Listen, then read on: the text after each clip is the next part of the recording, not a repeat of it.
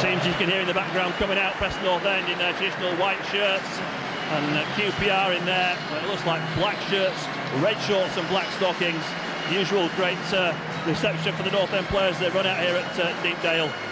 And hopefully North End can record their first home win under new manager Paul Simpson and really kick on after that superb performance at Molineux last Friday. A couple of minutes after 3 o'clock, finally we're underway here at Deepdale. QPR down this right-hand side looking immediately for Ainsworth, but Danny Pugh, long ball forward, trying to find David Nugent.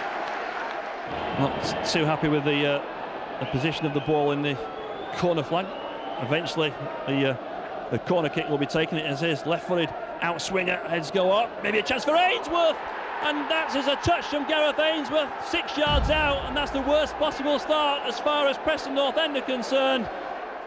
Can North End sneak themselves back level just on half-time? We're into the time added on at the end of this first half. Danny Pugh dispossessed by Matthew Rose. Rose has support from Blackstock here. Chance for QPR. It was some distance out and it was curling, but it was fairly easy in the end for Carlo Nash. But I think the policy from QPR, if they get the ball at their feet, they'll shoot from any range. And I suppose with the greasy surface, the ball can always fly anywhere. And that effort was straight, thankfully, at the North End goalkeeper. North End with possession through Jason Jarrett inside the centre circle. Out to the right-hand side to Chris Sedgwick. Sedgwick thinks about taking Milanese out on the outside, and the ball's played in, looking for Nugent. Nugent with the header. Oh, great save by Paul Jones, and that's the nearest North End have come in this first half. Brilliant crossing, an instinctive header by Nugent, and Paul Jones was at full stretch, Brent. Yeah, that's our best effort by far, you know. It was a great header from Nugent.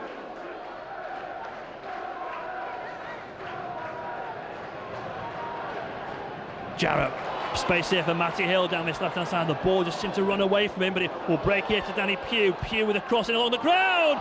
Nugent gets a touch, and it's just over the top of the crossbar. That was great play by North End. I think the defender came in to try and stop it. Not much you could do about it, and that was typical North End attack. And Nugent has come close twice in these last few minutes at the end of this first half, Brett.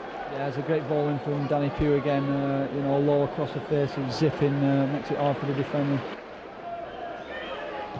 Attempted cross, blocks, control. McCormack, can he win the corner? Can't do so. QPR, I think, will clear. They do so. Forward towards Blackstock.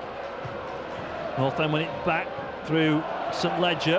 Now it's with Danny Pugh, 30 yards out. Danny Pugh lines up a shot from distance, gets an effort in.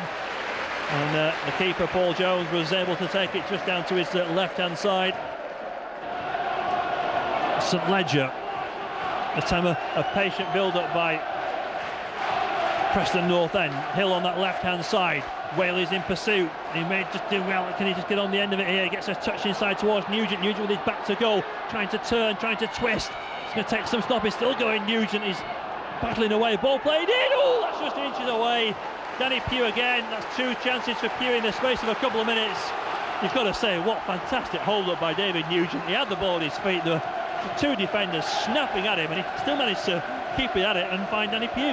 Yeah, great strength there from Nunes. You think well, nice to do that, to be honest. He had defenders all over him, but he's laid it back, and you know it's a lot more positive. You know, we're looking at a good team, and hopefully, you know, the breakthrough can come. Chance gone for Preston, but they have possession again through Neil on that left-hand side, who continues to prompt and probe and puts the ball in. Header comes in! Goal for Preston North End! Paul McKenna with the header. It was Lewis Neil, the substitute, with the inch-perfect cross, and it was Paul McKenna with the downward header. This time QPR could do nothing about it, and Paul McKenna has got the equaliser for North End. You've got to say the chance has been coming for some considerable time with the pressure that North End have, and that is a huge relief. Referee will take a look at his watch. By my reckoning, that's the 5 minutes of time added on that was indicated by the 4th official, and it looks as if the points will be shared. Indeed they are. There goes the full-time whistle courtesy of Mike Pike, and North End get another points. And still wait for North End's 3 points at Deepdale after a draw against Sheffield Wednesday and a draw this afternoon against Queen's Park Rangers. Gareth Ainsworth putting QPR ahead on 6 minutes, but a great equaliser courtesy of a Paul McKenna effort on 86 minutes from Lewis Neal's cross. The point shared as far as North End are concerned. A good hard working effort, and it's finished at Deepdale. Preston North End 1, Queen's Park Rangers 1. Well, Paul, in the end you must have breathed a sigh of relief when that ball hit the back of the net. Yeah, there was a sigh of relief, but I also think we deserved it as well. I thought we had a lot of possession and we had a lot of good play, and we were asking for them to try and carry on where we left off on Friday. So I think a point was the least we deserve out of it, and it was a disappointing way to give the goal away. Not so much the fact that it was from a corner when we wanted everybody to be as solid as they could from set pieces, but they shouldn't have got the corner in the first place. If we'd have defended the long ball when it came through, we would have been fine and we wouldn't have had to be defending. So that was disappointing, but I do think that we thoroughly deserved to get at least a point out of it in the end. Well, Alan, not a position you're too used to playing, but you look like you enjoyed it out there. Yeah, it's good to be back. I've not played for about a year and a half now for Preston, so it was extra special to get back today and get out and just play. I was happy to play anywhere, and I got a chance at right back, and I hope I did the manager some justice and made him think about who he puts right back from now on. Did you not sort of think, maybe I don't want to go and play in that defence at the minute? They seem to be jinxed, don't they? No, if I had to play centre forward and goal, I'd do it. I've told the gaffer that I'm quite versatile. I can play anywhere on the right back, right mid and in the centre. So I think he's trusted me on the right back position and had no problem putting me on as soon as Kel went down. He told me to warm up, and I didn't even get a chance to have a stretch, and he told me to come back and you're going on. So it was nice that a manager trusts you in that way. So.